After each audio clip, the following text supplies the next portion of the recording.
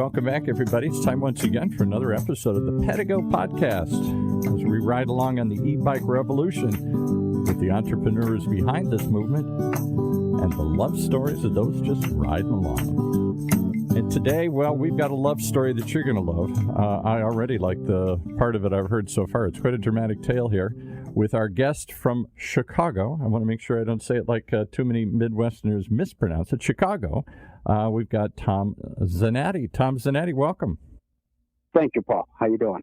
You live in, where, Wheaton, which, if I remember correctly, is a suburb? I live in Barrington, Illinois. Oh, Barrington, okay. I'm 41 miles from the store. One of my best buddies from college was from Barrington. Nice, wonderful suburban neighborhood, not unlike the suburban neighborhoods I grew up in outside of Detroit here. Very leafy, lots of trees, as I recall, all that area there. Beautiful country. But it hasn't been all roses for you back there. Tell us a little bit about your journey. It's a severe one because you severed the sciatica nerve and your left foot's basically paralyzed since then. How and when did that happen? Well, it was November 17th, 1979, and I was on my way home from a girlfriend's house, and I got nudged by another car and hit a bridge. Hit the underpass, and the engine came through the firewall, landed on my legs, and the drive shaft came up through the floorboard and went through the back side of my left leg, which cut everything back there in half. And the doctors at the time, Dr. Hora, Ridge, and Nessett, did the best they could to save the leg. Grateful. But in the meantime, I lived in constant pain. I had skin grafts on my knees and multiple fractured both feet. And part of my recovery was the left leg was bent. I had to get that straight, and I had to get the skin graft off the top of the kneecap. So I had a set of stairs in front of the house I grew up in Palatine, Illinois, right next to Barrington. And I would put my crutches across my bicycle, and I would get up on the stairs, get my leg up over the bicycle, and push myself off and continue to ride. And I rode my whole life as a boy, every day. So that was my therapy, and I've always worked through it. And to this day, I can be in pain and sit around, or I can get on this recliner of a bicycle and ride around. And get out. And so let's talk about that. It's so comfortable. All right, so that's why we brought you on, because I appreciate, first of all, that you're willing to share the story. Not everybody wants to recall or recount this. I'm sure you've retold this a million times in a million ways to a million people here. And thank you for coming on and sharing. It's not easy for me to talk about me. Well, not these kinds of stories either, particularly. All right, so this happened, and you had a choice.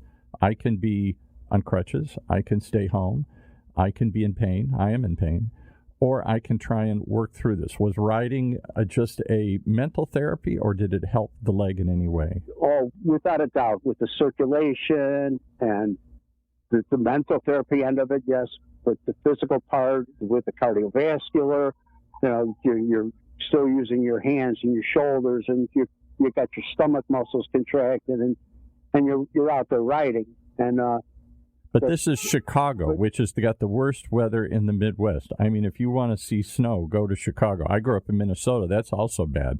And then outside of Detroit, we were like paradise compared to the blizzards that would come off of the lake and those areas there.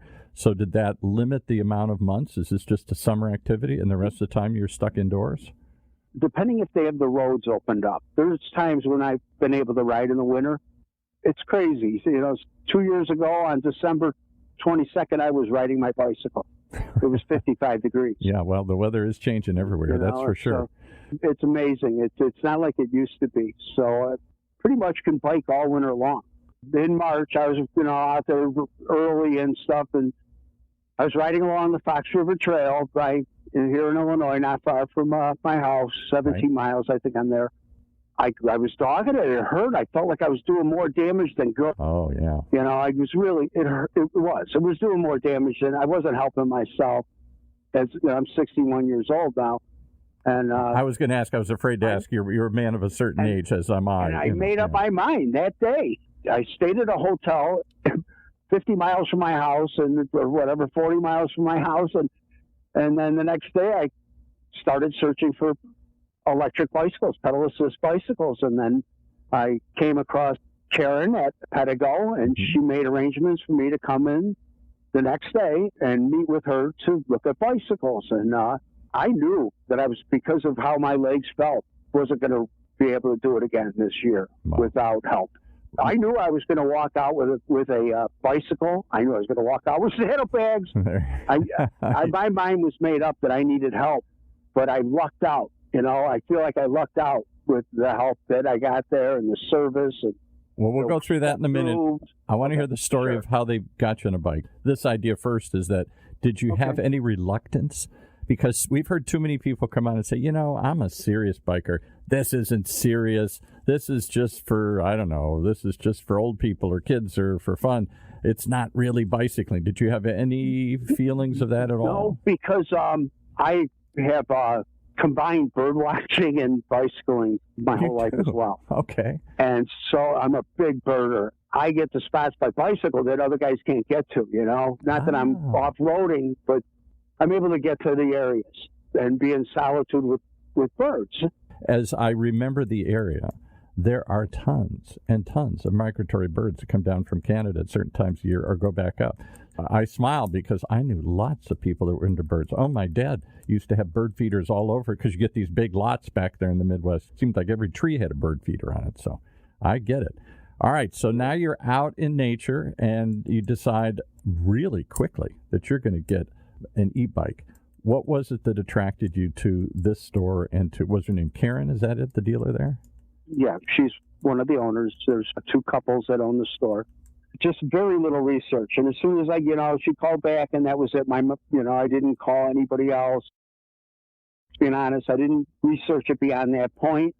And when I went in, being around bicycles my whole life, I saw how this thing is made and stuff like that. It just seemed like me. I saw the step through. I'm thinking, oh, God, that's perfect for me. Yeah, right. Which model did you get? You got the Interceptor, I think they told me? Yes. Mm-hmm. Okay. And so you instantly took to it. You said, I see it's well built. Was it the convenience of having a dealer there? I don't know. I mean, I don't know how people find e-bikes when they suddenly wake up and say, I want one. I don't regret it. Mm-hmm. It's not like it's something that is going to get old. For me, it's because it's a big part of my life. Yeah, I'm out there. It's what I do. I bird and I bike. You bird and bike. I enjoy to do. I bird and bike. I enjoy it, and I like the idea of being able to do long distances. And they tell me you've done over 3,000 miles since April. Come on, that's got to be a mistype here. No, I'm 129 short of 5,000. Oh, 5,000. I did have it wrong. 5,000. Yeah, I did 72 yesterday. Oh, my goodness. But, Tom, you got a severed sciatica and a left foot that doesn't work as well. You hear about, like, the runner's high, Well, I guess for me, it's the same way with the bicycle. It's better for me to be out there and moving because it does. It gives relief. Yeah. I'm better off for doing it. And is it a mental thing as well as a physical thing, or is it just getting the blood pumping and if you can imagine, just in this season alone, the things I've seen. I rode up the whole Lake Michigan lakefront up to Green Bay, Wisconsin. Up to Green Bay, Wisconsin? That's almost... I went all the way up to Marion the week before Memorial Day. I've been to Galena. I've been to the Mississippi River twice. I've been on the Illinois-Michigan Canal Trail. Wow. I went and then I went from Two Rivers, Wisconsin on the way back from Marion County all the way to Montrose Beach in downtown Chicago. Stop me for a second here. I stayed in hotels along the way. You're riding through downtown, or I don't know if they can still call it the Loop or the Gold Mile or what all that area. That's really intense traffic. That's like downtown New York, downtown. Yeah, but you have the lakefront bicycle path. Oh, okay, all right. So you're right. When I went from like Sheboygan to Two Rivers, you're on the Mariners Trail. You're going past lighthouses and Coast Guard stations, and you're right up along the lakefront and just miles of Lake Michigan along you. It was wonderful. Through Milwaukee, through Sheboygan, Two Sisters. It was just incredible. All those places bring back memories for me. I did live in Milwaukee for a while. We moved all over the Midwest, and Milwaukee was one of the places we had. I went from Minnesota to Michigan to Milwaukee to other places around. When I was a kid, everybody rode a bike. But, this is a long time ago. I don't think of that as biking country, maybe because it is cold and frozen.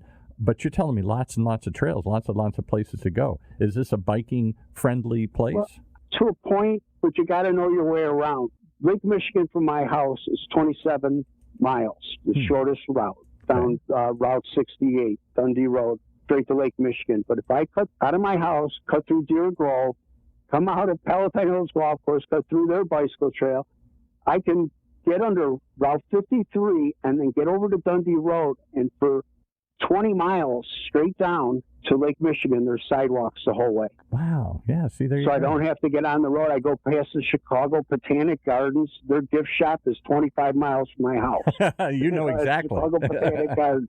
And it's 2 more miles past Ravinia Music Theater and up to Lake Michigan down at Glencoe Beach, which is just gorgeous, I got a big smile on my face just remembering some of the places, because I have been to Chicago many times. Chicago is like the crown jewel of the Midwest back there.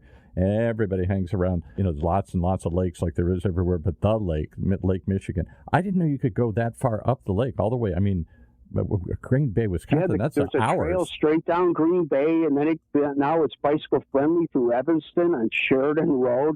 And then it ties into the North Shore Trail up in Evanston. Go all the way down Lake Michigan.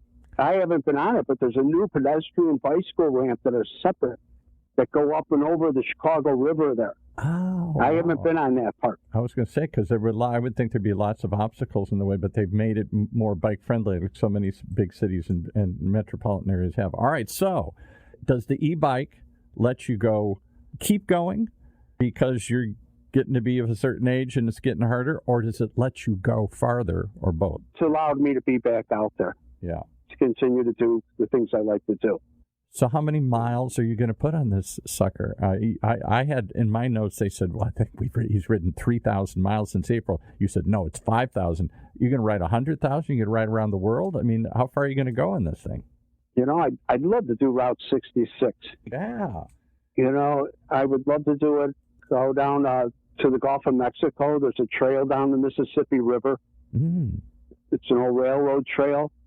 I want to get back to the Hennepin Canal Trail. I've only been to the 10th lock. It takes you to the Mississippi River. Yeah. And then in Moline, I believe. Now, the Mississippi River doesn't run through Chicago, but not far away from there. It comes through Minneapolis and goes straight down somewhere. It took me 3 days to get there. When I went to Savannah, Illinois, I left North Avenue Beach and went all the way down the Great Western Trail to Sycamore the first day.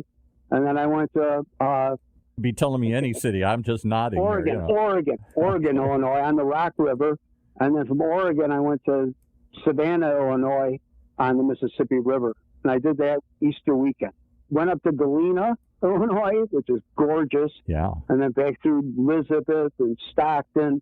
And then from Stockton, because I bought another battery, I carry an extra battery. I went from Stockton to back to Sycamore.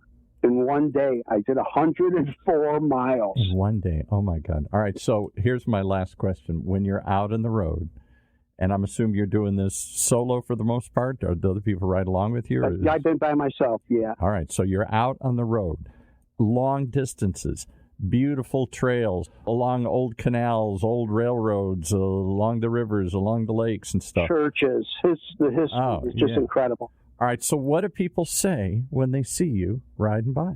Do they wave? Do they look strange? They love to ask questions. You're from where? Yeah, right. What are you doing? How did you get Some here? Of the people, I was going along a trail through like a farm field area, and I could see that some people were foraging for something. And it was an older woman, a girl maybe in her late 30s, and her children. And I asked, what are you foraging for? I knew it was either morels or mushrooms or asparagus. Oh, and she goes, oh, asparagus, can't you see it? And I'm looking, and I finally did see it. She goes, it's over there, it's over there. And I asked, well, how long has your family been foraging here? Oh, about 90 years. Oh, you know, goodness, just to meet people and have those experiences and be able to share time like that. Yeah, that's everything. God, I love it. I love it. God put me in a really cool spot. Well, sounds like it. And he gave you the pedal power to go see it here and to get out in the world, and the determination and the drive to get up and do it. Because too many people, I'm telling you back there, the only criticism I ever had of the Midwest is too many people get too sedentary. The snow comes, they start turning on the TV, stop talking, and they hibernate. And that sometimes carries over to their whole life. The harsh weather back there, and you got to be willing to go out and explore it, even when it's not beautiful and sunny like it is in California here all the time. So I appreciate that you get out and you go. You should write a journal or something. You should write a book about this or something. Do you take pictures along the way or anything here? No, I really haven't been. And anytime I've traveled, I really don't take a lot of pictures, you know. And I should. You're right. Take a phone and just capture that journey. I know the exact routes I took. You know, when backtracking, it's amazing that I really didn't even use maps. You didn't use maps? What are you using, celestial guidance?